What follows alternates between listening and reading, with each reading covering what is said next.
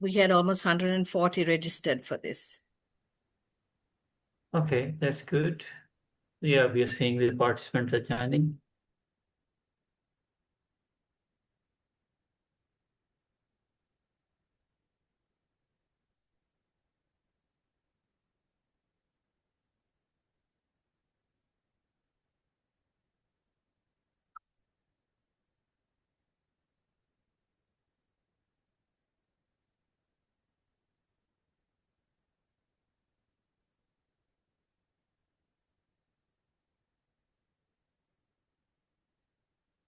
Good afternoon, good day, everyone.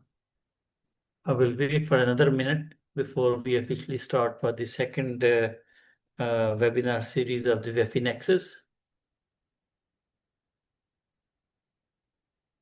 So we have today around the 140 people who have been registered. So far we have around 21.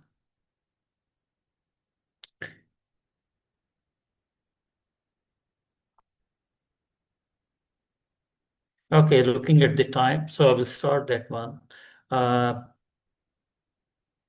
Good day, everyone. My name is Mohsen Hafiz. I'm the Strategic Program Director of Water, Food and Ecosystem at International Water Management Institute. And I'm the lead of the Water, Energy, Food, Environment Nexus Policy Area of Work 4, which is under the CGIAR's Policy Innovation Science Program. And today I welcome you for the second webinar series on WEFE Nexus. We had it first at the end of the June, and we are planning to have those monthly webinar series as a part of that one. And today the webinar series is focusing on the Water, Energy, Food, and Environment Nexus, the regional guide for South Asia.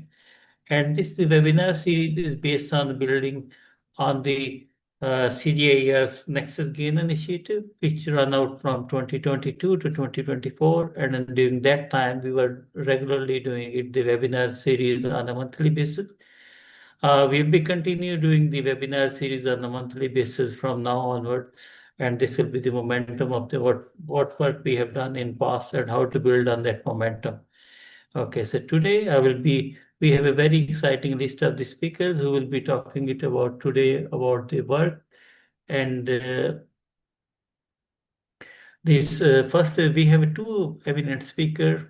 First speaker is Dr. Alok Sikka, who will be talking about water, energy, food, WEFE Nexus Index and metric for sustainable water management. And where this work is also based on a Nexus Gain initiative and building on that one. And Dr. Sikka will present the concept development and application of WEFE Nexus Index to better understand and analyze the trade-off and synergies across the sectors for more sustainable water management in the context of Ganges Basin. And Dr. Sikka is the country representative for IWMI, India and Bangladesh. And the people who are working in water, agriculture, water management, and the WEFE Index, they know that from Dr. Sikka is well known. And second speaker will be Dr. Bunyod Holmatov, who will be talking about regional guide to the water, energy, food ecosystem integration in South Asia. And this is again building on the work which IWMI has carried out in 2022 to 2024. And particularly, he will be presenting the work on adopting water, energy, food ecosystem Nexus, a regional guide for South Asia. And Dr. Holmatov is a regional group leader, Water, Food, Energy Nexus at IWMI. And we will have a discussion with Dr. Claudia Ringler, who is the Director for Natural Resources and Resilience in the Transformation Strategies Department at International Food Policy Research Institute. And she is also the co-lead of the WEFE Nexus Policy Area of Work of the Policy Innovation Program. So I will not take much of the time. First, I will be requesting to Dr. Alok Sikka. Dr. Alok Sikka, to you on water, energy, food, Nexus Index and metric for sustainable water management, and you have a 10 minutes. Over to you, Dr. Sikka. Okay. Thank you very much, Mohsen. I hope the slide is coming. Yes, we can see the slide. If you could go in a presentation mode. Yeah, Thank you. I will. Okay. Okay, so I hope now you are seeing it in a presentation mode. Yes, please go ahead. All right, so thank you, Mohsin, and thank you all. And as time is short, so I'll be a bit quick. And as Mohsin has already indicated, because this is the work which is building up on the Nexus Gain and now going forward in this Science Policy Program. And I'll be basically touching upon the work which our group has been doing on basically trying to look into a metrics for measuring this index, this nexus, and that is why we call it WEFE Index. And I think most of us, perhaps those who have been engaged with, they know, but still, maybe there are other participants. So just for the benefit of listeners, when we are talking about managing water, water is intricately linked with energy and food. And particularly where we have more dependence on lift irrigation, either from surface water or groundwater. And also if you are pumping water, or even if you are not, but also using the drip or sprinkler irrigations for doing the pressurization. So in that case, you cannot really manage water alone without really looking into the actions and the policies which are done in the sector of energy and food. Because if those energies and the actions are a bit distorted, it will have a repercussions on water management, no matter whatever best thing which you do. So that's the basically the premises behind this thing.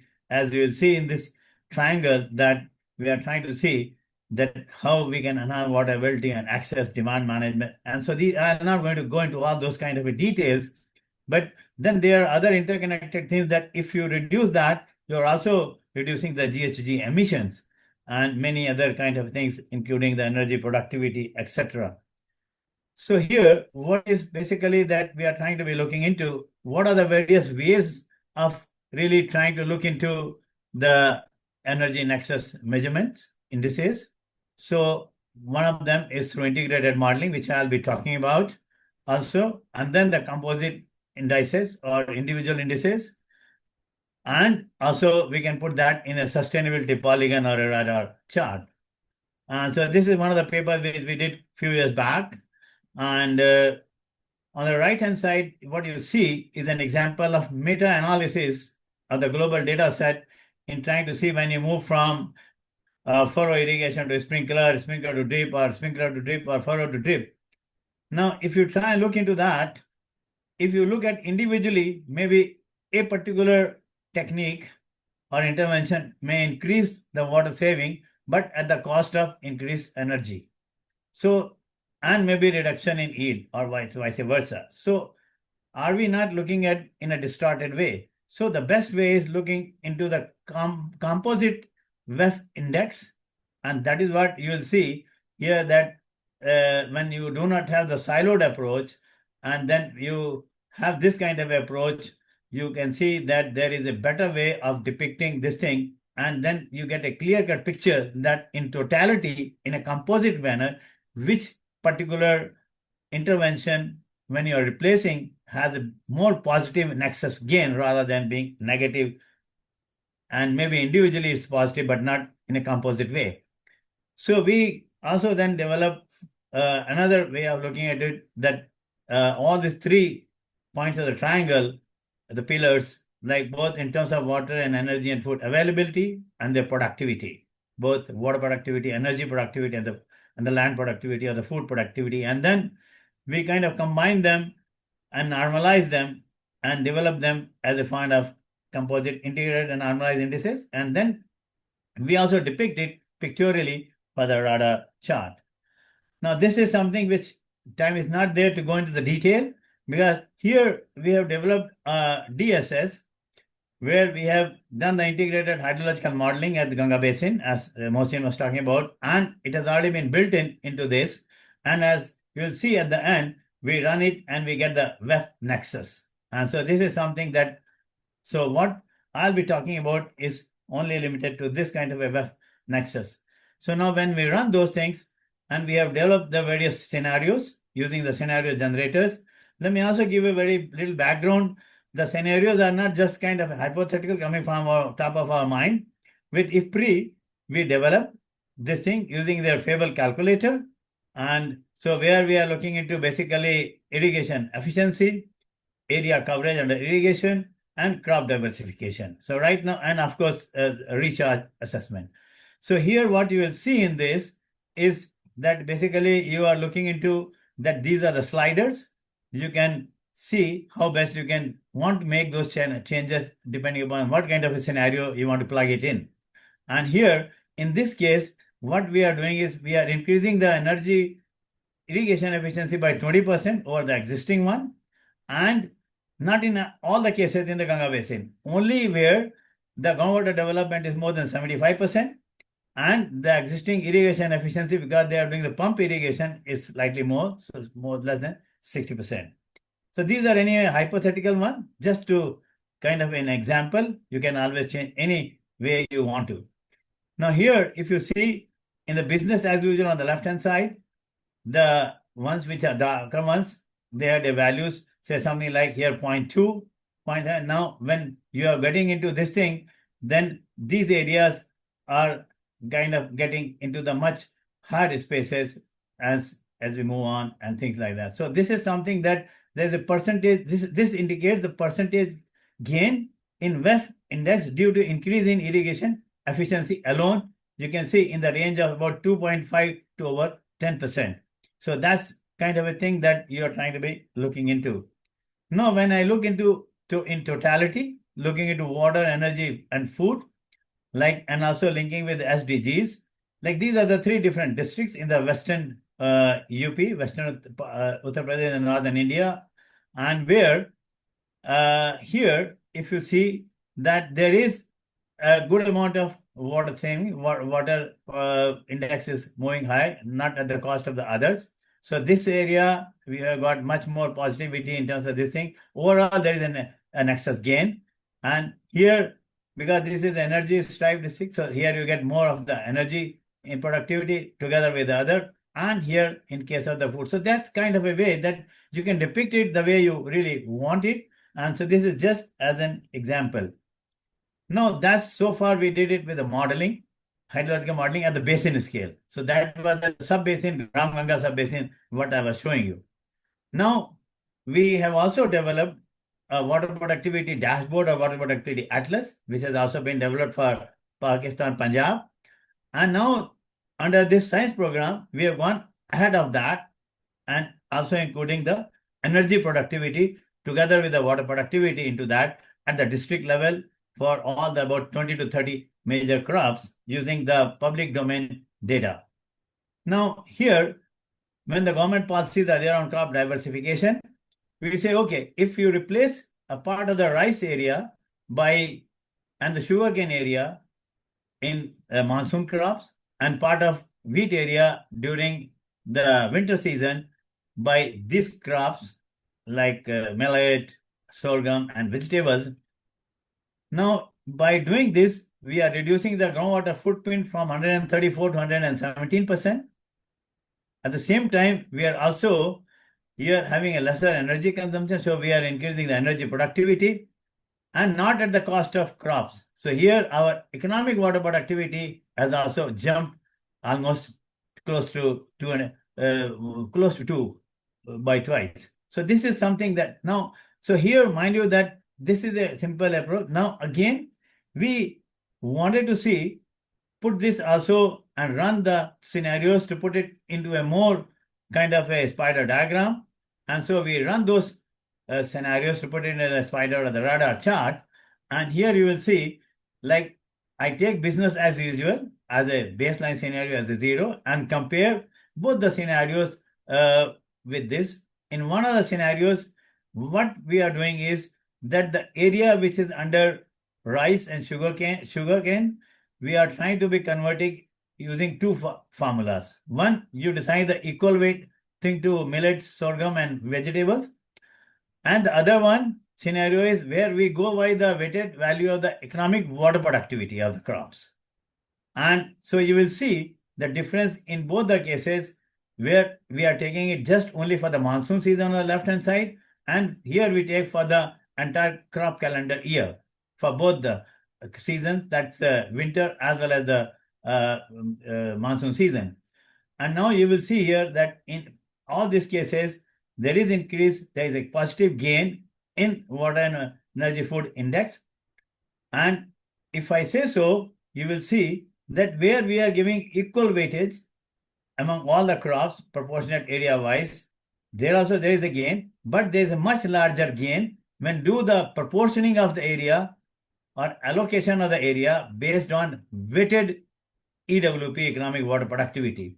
So the final message also we get from here when we are trying to look into the crop diversification and we are trying to assign the area under various crops. So one way forward is that if you go by the EWP, economic water productivity, you get a better handle, a more nexus gain, positive gain as compared to the otherwise also you are getting it, but overall. Now, if you want, you can also look into how the water and energy foods individually and in a like a composite index like 0.15 and 0.30 you are moving on, and in that case when you are doing for the year as a whole, because normally we should do it for the entire crop calendar and then only you really make a sense. So this is where you see you are increasing by 0.6 to 0.76. So that's really kind of good kind of a nexus gain the way we kind of look at it. So my last slide, I would like to leave it that this kind of a WEFE nexus metrics, it really helps you to analyze and understand and do the trade-off analysis and synergies of all this interconnected water energy food system to see how best we can optimize or maximize the nexus gain. And nowadays, everywhere in the globe, people are talking about modernization of the irrigation with high pressurized system and so on and so forth. Now, our intention is by this, that this tool could also be and should be used to try and see when we are doing modernization, you keep a WEF lens with you to try and see that with all these things, you are still going to be nexus positive and you are not kind of getting something distorted. And so this could work as a good decision support tool or a framework to really derive synergist gains among all these programs and the policies of the government. And that is the reason we say that think and act beyond water to manage water, because if you just think about only narrowly in the water sector, you will not be able to really make at a more holistic picture. So that is why, as I was talking in the beginning with Claudia, that I think the way forward is that whenever we are doing modernization or irrigation or integrated water resource management, we should give emphasis on this concept and the framework of WEFE Index to really examine the whole thing. And this is going to be far more important going forward with the climate change, because I have not shown here the mitigation potential, because if I put the mitigation potential, you will see that's another quite a significant gain. So with this, thank you very much. And I hope I haven't crossed my time pretty much. So over to you, Mohsen. Thank you very much, Dr. Alok Sikka, for giving you practical examples, what are the trade-off, how we could move away from business as usual, and how the Nexus, WEFE Nexus could play a role for policy level and then irrigation modernization and everything. Thank you very much. We'll come back to you for a bit more detailed questions after that one. Okay, thank you. Let me go to my second speaker, Let me Dr. Bunyod Holmatov, who is talking about regional guide to water, energy, food ecosystem integration in South Asia. And that's also based on IWMI and IFPRI Nexus Gain Initiative, which ran out from 22 to 2024. Over to you, Dr. Bunyod. Yes, thank you very much, Mohsen. Hi, everyone. My name is Bunyod Holmatov. I'm a research group leader, Water, Food, Energy Nexus at IWMI. So the title of my today's presentation is A Regional Guide to WEFE Integration in South Asia. To provide some background, the content of my today's presentation is based on a report called Adopting Water, Energy, Food Ecosystem Nexus, a Regional Guide for South Asia. So it's under review, it's not published yet. And this was prepared within the Climate Adaptation and Resilience for South Asia, or CARE project funded by the World Bank, and the Nexus Gains Initiative funded by the CGI Trust Fund. And the demand for such a document for guidelines emerged during the stakeholder dialogues in 2022, which was conducted in Bangladesh, Nepal, and Thailand. So the lack of guidance was identified as a large gap. So what we did in this report, scope-wise, is three things. One is to provide a better understanding of the WEFE Nexus and its importance in South Asia, and then explore issues preventing WEFE Nexus operationalization in South Asia. And I have to say that in this report, when we say South Asia, we only covered 6 countries. So Bangladesh, Bhutan, India, Nepal, Pakistan, and Sri Lanka. And then finally present strategies or recommendations for integrated resource management. So what is WEFE Nexus? The previous speaker, Dr. Alok, already mentioned it's a framework. It's an integrated approach to secure water, energy, and food while simultaneously protecting the environment. We know how water is very important for both energy and food production, but sometimes maybe it's not spoken that ecosystems like forests and wetlands and the biodiversity that they support are also dependent on the WEFE sectors, and in return, healthy ecosystems help to regulate water cycles and provide other essential services.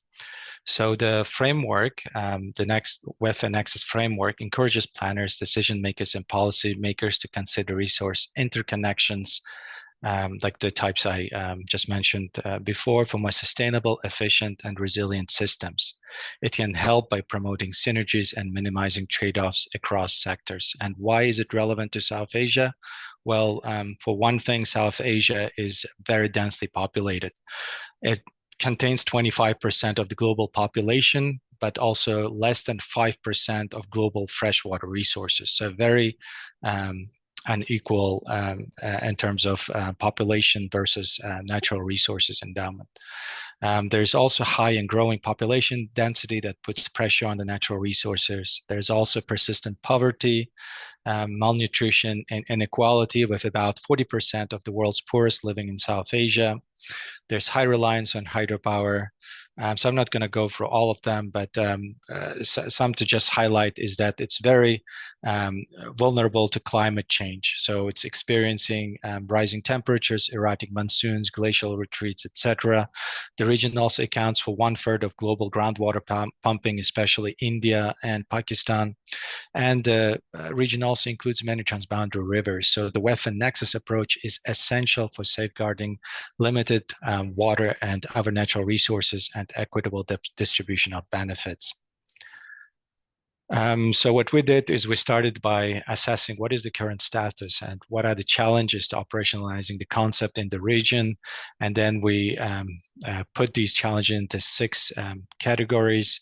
So one would be fragmented governance and institutional silos. So traditionally, the water, energy, and food and ecosystems have been governed and managed separately with distinct institutions and policies. So the implementation of the WEFE Nexus approach in the region remains a complex task hindered by political,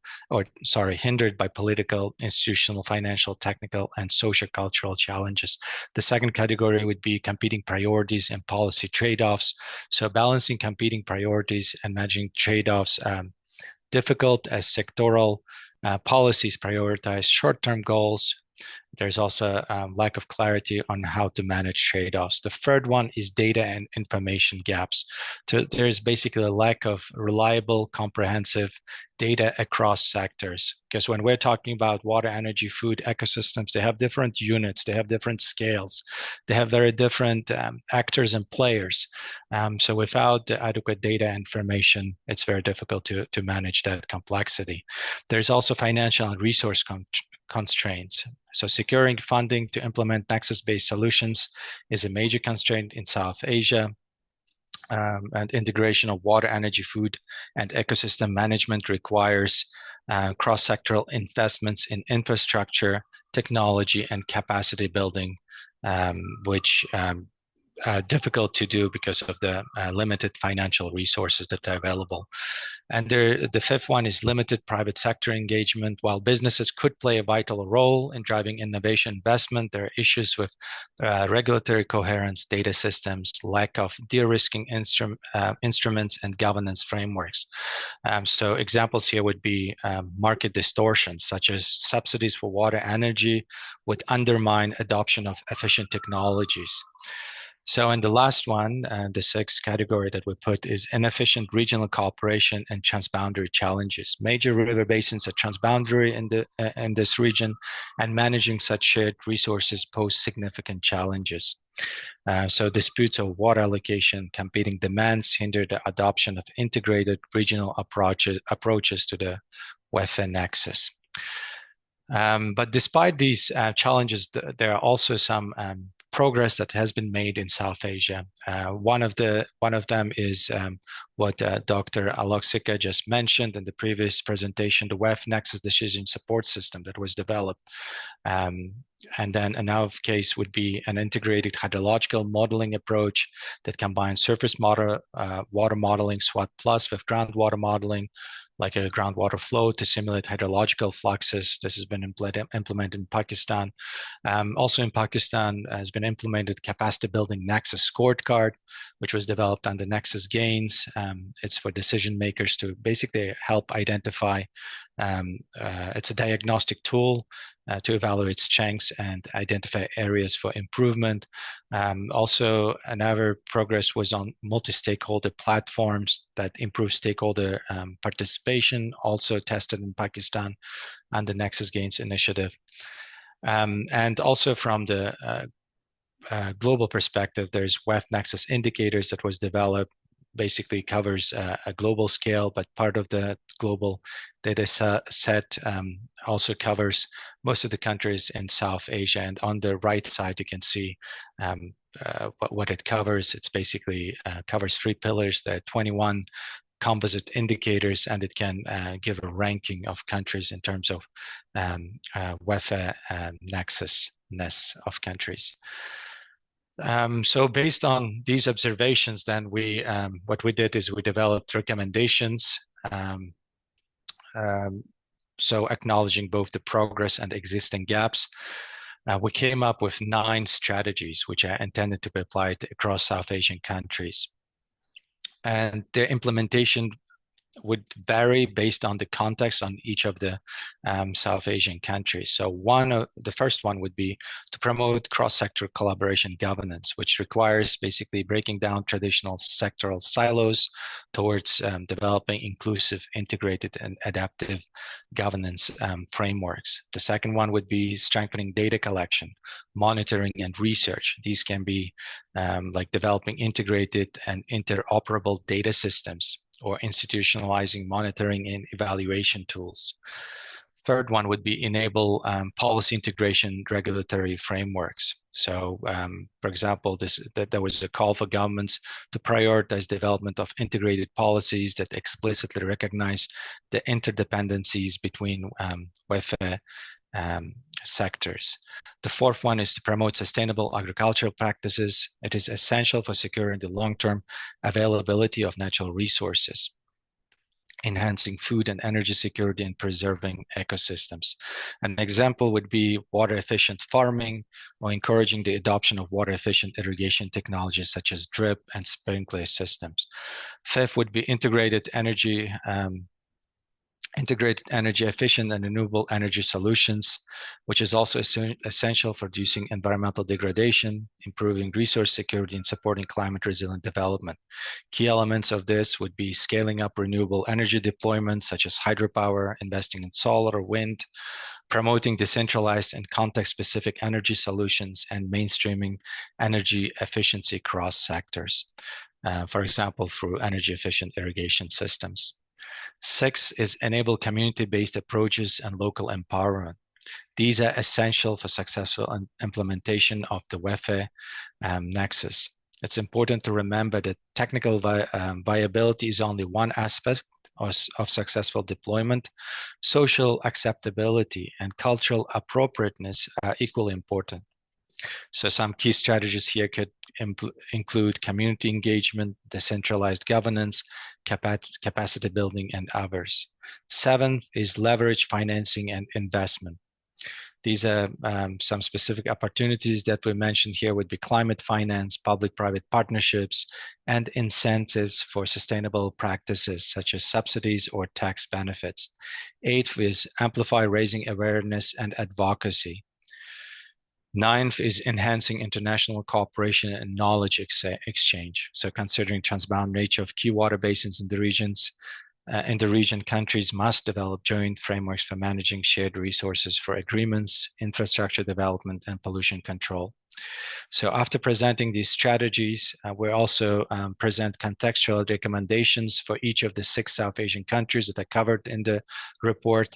And we also combine these recommendations with case studies and also with examples of how they have been implemented in some of the countries. So to conclude, the WEFE Nexus offers a very powerful framework for integrated and sustainable development in South Asia, with its growing population, increasing resource demands, and vulnerability to climate change. The region faces complex interlinked challenges that cannot be addressed through siloed approaches. But operationalizing the WEFE Nexus across the region requires actionable policies, institutional alignment, robust data systems, stakeholder engagement, targeted capacity building, and regional cooperation. Looking ahead, South Asia has the opportunity to lead WEFE Nexus implementation by demonstrating scalable and replicable models for integrated resource management. And some of the examples of various benefits that the WEFE Nexus can provide would be strengthened resilience to climate change and resource scarcity, the long-term economic stability, environmental sustainability, and social well-being for millions across South Asia. With that, thank you very much. I also put up my contact information. Thank you. Thank you very much for Dr. Bunyod Holmatov for giving an insight about, especially on the key recommendation, as well as what are the factors that there and what's pathway for South Asia. Although South Asia is facing a lot of complex socioeconomic and as well as the water scarcity challenge, and in the context of climate change, but it's also these complex challenges are providing an opportunity for us to develop much more integrated solutions so that to overcome all the complexities. Thank you so much. Now we'll move into that on the to our discussion, Dr. Claudia Ringler. Over to you, Dr. Claudia Ringler. If you could first give a basically your perspective in the context of policy implementation, in terms of policy domain. What do you think about that for the first on the WEFE Index, WEFE Index, and then followed by the Bunyod Holmatov about that one, how these guidelines are the implementable operationalization in the context of South Asia? Yeah, thanks so much. Yeah, I think it's very difficult to summarize or discuss this very rich presentation. So just a few quick observations from my side. So I think, as everyone has said, South Asia, has a very unique water, energy, and food security and insecurity situation, and of course also very strong linkages to ecosystem health. And so I laud, those approaches that have now specifically focused on that region, given increasingly experienced water insecurity and lived energy insecurity, and of course, environmental degradation and continuous challenges with food and nutrition. So I think that's great. And it's also good to see these, different but complementary approaches. So Dr. Sikka presented an index, and I think different scales of application at the sub-river basin, but then also at the national scale.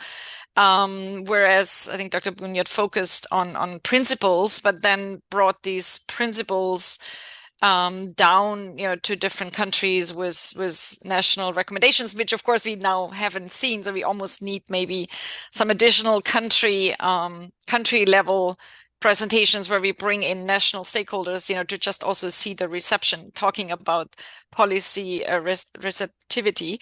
But just a few general points on policy relevance and the policy needs. So I think clearly in the South Asian region, it's understood that they can continue business as usual because these insecurities are rapidly mounting while financial resources are dwindling. And so there are a lot of policies that are actually worsening, a lot of food policies that worsen water outcomes, and then there are some energy policies that worsen food outcomes, and on it goes. So I think it's understood But to actually get into policy relevant tools and policy relevant results, these pain points have to be felt by the relevant actors. And it could also be private sector, but often it's government. And again, it could be at different levels. So I think it's very important for any of these approaches to be very clear who is the audience. And so is it like, is it the head of irrigation in Punjab, or is it the national level government in Bangladesh? So I think it's very clear. So there have to be some pain points. Those pain points have to be understood by actors. And then, as I think Dr. Bunyod made very clear, different actors see different pain points. So they actually really have to be brought together in a room to understand who contributes to those different pain points that are experienced differently by different actors. So that is why bringing relevant actors together, I think, is the next very important step. And then how do you identify the challenges and who do you engage? So again, that determines a lot of how policy relevant and how likely the uptake of any of those tools or recommendations is. Are the right people in the room? And then also, what are the tools being used to identify the challenges? So we've heard some high-level modeling, but also, I think just using simplified, the complex theories, but simplified tools that actually allow to bring people together who would say, oh, I've never heard of the Nexus, I don't know what it means. So we have to develop tools that bring in audiences and engage actors that otherwise might just say, this is not for me, it sounds too complex. So the tools at the end of the day have to be simple enough. Some underlying methodologies could be complex, and given the challenges with hydrology and energy systems and their different boundaries, I think tools unfortunately still have to be quite complex, because otherwise they're meaningless in terms of scientific benefits that they can generate. And then the very big, depending on how you handle all of these steps, that probably determines if they will feed into policy or if the results drive investments and policy outcomes. And that, I think, is where we still, a lot of the proof is in the pudding, so to say, or we'll have to see to what extent those tools that have been developed by Nexus Gains over several years, but also many other actors are out there trying to support this more integrated and systems analytical approaches. And obviously, to what extent have those been taken up by governments in South Asia or also elsewhere? And there again, the more people that can relatively easily adopt the Nexus tools or principles, and the more easily they scale and the more easily they're adaptable to different contexts.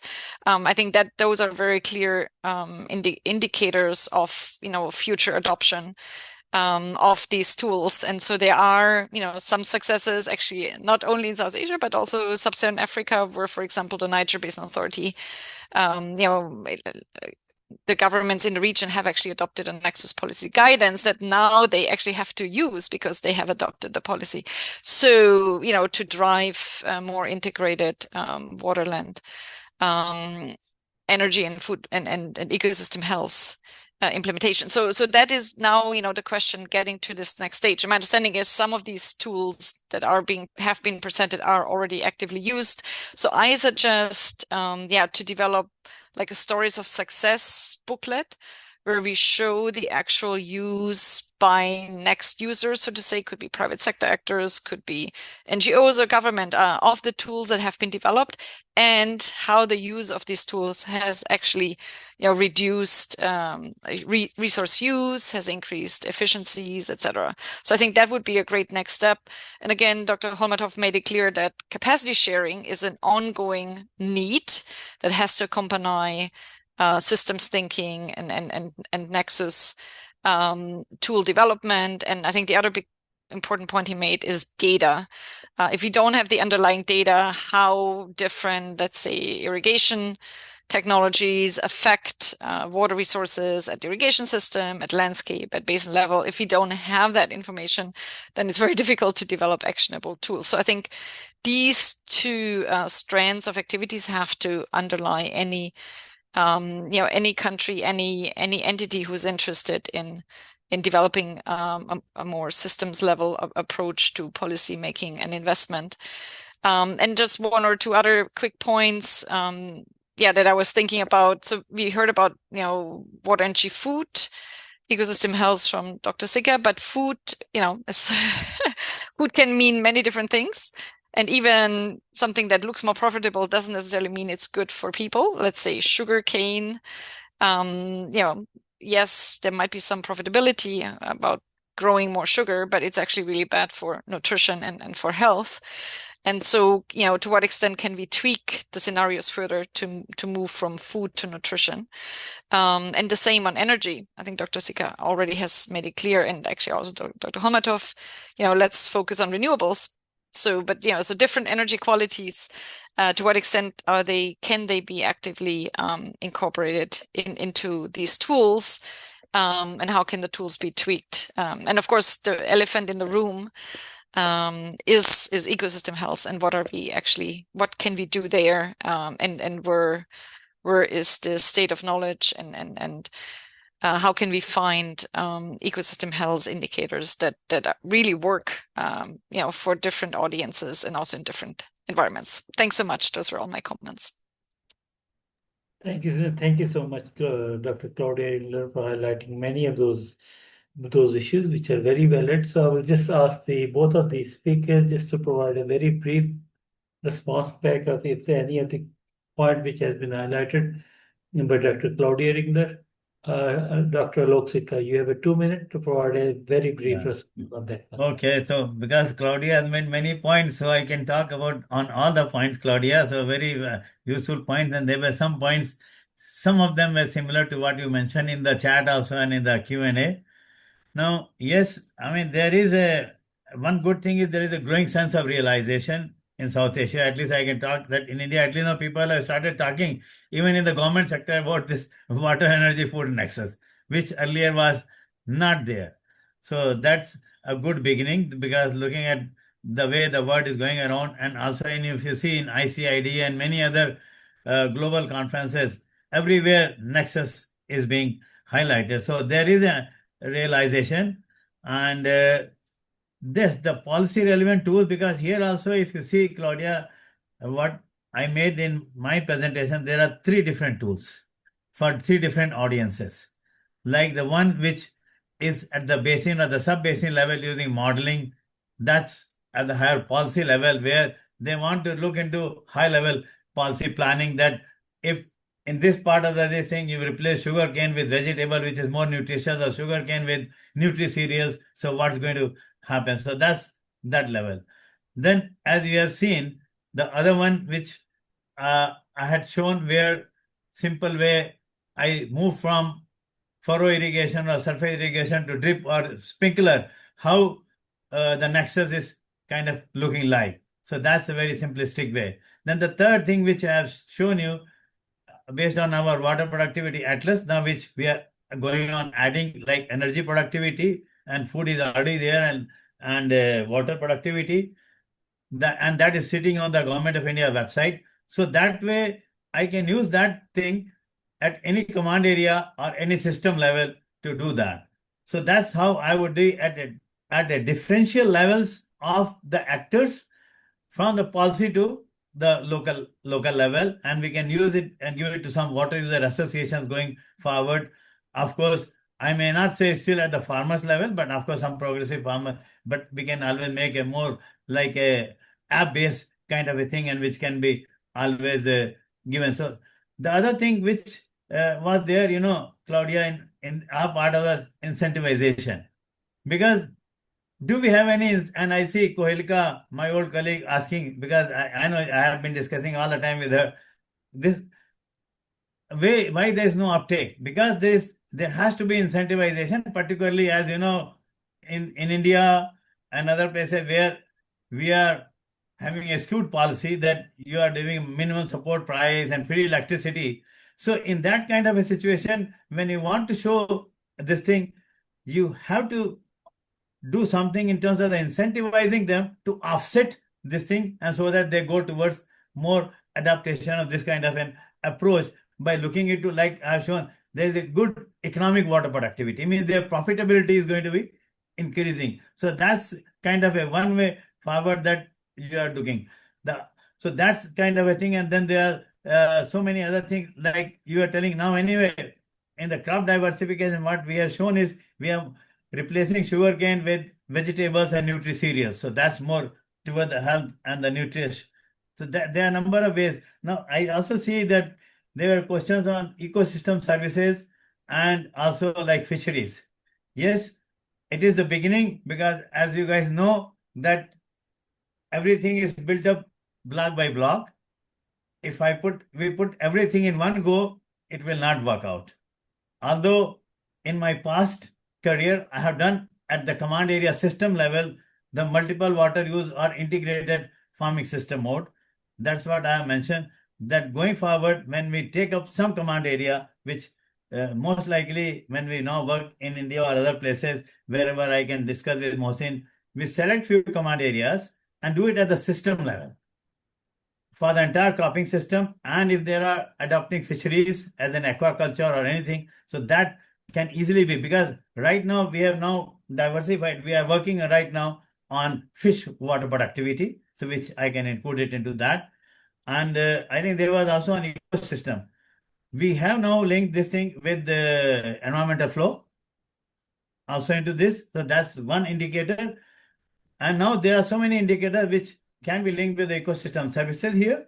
But we can, as I put in the question mark, that we can always discuss that what are the most easily doable indicators which really can be done, so that we can really go on doing it one by one, rather than jumbling everything, because then that will not work. And so this is something that we are trying to be doing it. As I said, now our next aim is this year, or not, inshallah next year, that we would like to get more into the farming system or integrated systems approach with all the multiple water use systems, and also throwing in the environmental or ecosystem services indicator. So that we can always discuss what could be done in that, what indicators, because there are a bunch of indicators, but everything you just can't put, you have to do the practicability and the doability. So I think I'll stop over here. I have already taken more than 2 minutes. Thank you. Thanks, Dr. Alok Sikka. We'll come back to you. There are further questions people have asked, but let me quickly go to Dr. Bunyod Holmatov, and then we'll come back on the questions, which you see on the webinar chat. People have asked certain questions. Over to you, Dr. Bunyod. Any brief remarks or reflection on Claudia's comments? Yes, thank you very much. Well, first of all, it was a very good comment about avoiding examples from how this would manifest at the national level. Yes, I thought a lot about to providing examples, but then each country is so unique and things like that. So I ended up keeping it at the regional level, but I should have in retrospect. What I want to say is 2 points that Dr. Ringler mentioned is capacity and data, how these are important whenever we're trying to implement Nexus activities. These should be there all the time. And I would also like to agree that the success booklet would be a very good addition to have, because a lot of the times what happens is we don't know basically where to start or how to start. But if we have success stories, this is where people actually have done something with the Nexus. They implemented a tool, they know what was the outcome, who was involved. So that can be used as a guide to achieve an outcome, and it will be replicable. And with the developing capacity, for that, we definitely need the data. So these are kind of interlinked. So they should always go together. I guess that would be my quick reaction. Over to you, Dr. Mohsin. Thank you very much, Dr. Holmatov, for highlighting. The success booklet is one of the things which we need to work it. because there are many success stories and how to document everything. That's an important point. Now I'm just quickly going on the questions. There is a question on how to integrate environmental requirement with water productivity. That's the one question. And second is how the platform like Water User Association can be realized for water, energy, food, ecosystem services, water, food, energies, Nexus. Yeah. Alok, you would Yes. like to give a point? Yeah, I have already responded for one, that whatever the association, because as I said in my response to Claudia also, that when I was doing the differentiated level of users, starting from the national level, and then I said lowest is the water user associations at the outlet command areas, or if there are kind of groundwater command areas, tubers and other things. So that's one thing which is easily doable when you are looking at a water user association rather than at the individual farmers level. And as I mentioned that, we are interchangeably working with this and also our AOW, what is two of that, other one, that climate action.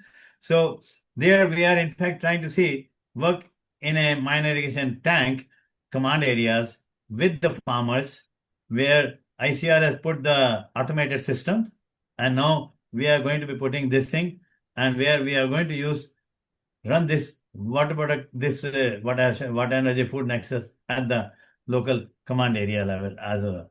Because only thing is, it's mostly the canal command area. So in canal command area, energy is not there when it's through gravity.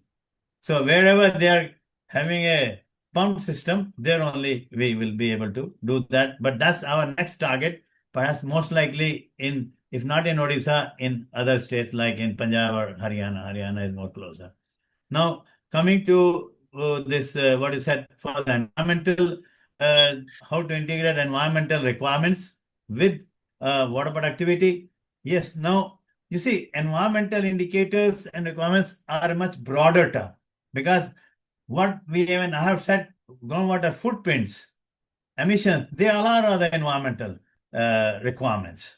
So, if by enhancing the economic water productivity, we are also reducing the groundwater footprints, as we have seen. So that is one of the indicator of environmental requirements, because when I reduce the groundwater footprints, it results into increasing the flow to the stream, which is during the lean season, because the aquifers, they feed into the system.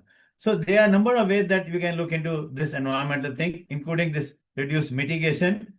And now when we are trying to bring the integrated farming system into picture, maybe fisheries will also come into thing. And as I said, low flow indices or environmental flow is another thing, but that is not when we are working at the command area level. That will come when we are working in the sub-basin or watershed level in the hydrologic modeling. So the scale at which you are trying to look into, then the tools will come into picture. And as I put in my response, that yes, we are starting to go using aquaculture, fisheries, and we will be happy to discuss what could be more doable and practical indicators other than what I have said to be included and considered together into all this nexus, so that then we make it truly not this triangle, but a rectangle, to put it as a water, energy, food, and the fourth point, which will make the rectangle or a square or whatever the way you put it as the environmental indicators. I think I'll stop over here and we'll be happy to take any other question. Anybody can talk or write or whatever. Okay, no, thank you, Dr. Alok Sikka. Just one question followed. Kafaiz Zama asked from Pakistan, what legislation measures are required to materialize WEFE Nexus? Can you share some certain example from India? I think we are perhaps not reached to that stage, and I doubt that it will really require any legislative measure at this stage, and particularly in countries like ours, because water is a state subject. Even the federal government cannot dictate, because the states have got their own this thing. Like if I go in Punjab and tell them that don't give the free electricity and pass it through your legislation, we know nobody is going to agree. So that is why we say that even as a legislation, you try and bring a policy to incentivize people for enhancing this water productivity or doing the WEFE Nexus so that they can really work in that way. So it will vary from state to state. And of course, there, as I said, there is a sense of realization at the global level. At this stage, only the policy regulations are required, perhaps not so much of legislation going forward, maybe because we have seen in our countries in South Asia, be it India, Pakistan, Nepal, Bangladesh, that we have a lot of rules and legislation, but we know that how they are implemented. So the social punitive measures are much more acceptable, including incentivization, than any kind of illegal or punitive measures. And that's my take working in the government. So, thank you, Dr. Alok Sikka. Dr. Claudia, anything from your perspective? I guess just on this question. So I think the Vision Pakistan 2025 did recognize the interconnections between water, energy, and food already. And I guess, as Dr. Sikka said, sometimes you have even supportive legislation, but then what you actually need is a champion or some operationalization. So that is what is often lacking. And so that can be done through interministerial committees that could be, at the presidential level or below, where representatives from the sectors are coming together and, and prioritize a few topics that need to be tackled that require the involvement of more than one ministry. It's a difficult thing to do because, ministers don't like, they're worried about losing some of their turf or their power. But, if it can be shown using the tools that have been presented today that working together, can use less resources and achieve more outcomes, I think it is feasible. So, but just to summarize again, so there's these interministerial committees that exist in some places. There are vision documents. There are also that specific policy documents. For example, the Niger Basin has a policy document that requires a nexus analysis of their investment plans. These such maybe operationalized directives can also be developed if water is a state subject and at the state level or at some basin level. So I think a lot of little pieces I think can come together and to actually then lead to these success stories. I think in Pakistan we have seen the irrigation department, taking a larger role, looking, also at groundwater, understanding that energy is a very important lever that drives groundwater development, and starting to look into the energy side of water use and irrigation and so forth. So I think and then as long as there's then tools that help them do that, and then that can be converted into regulations and in some policy documents that requires this integrated assessment and systemic use. So, thanks. Thank you so much, Dr. Claudia. Just I have one question from Dr. Alok. Alok, any of that one? You are working with the Dear Ministry of Water Sources and Water Productivity. Atlas is promoted there. Any, interaction with the ministry, how they could utilize this one, the tools on the pilot area, certain thing, because that tool is very powerful tool.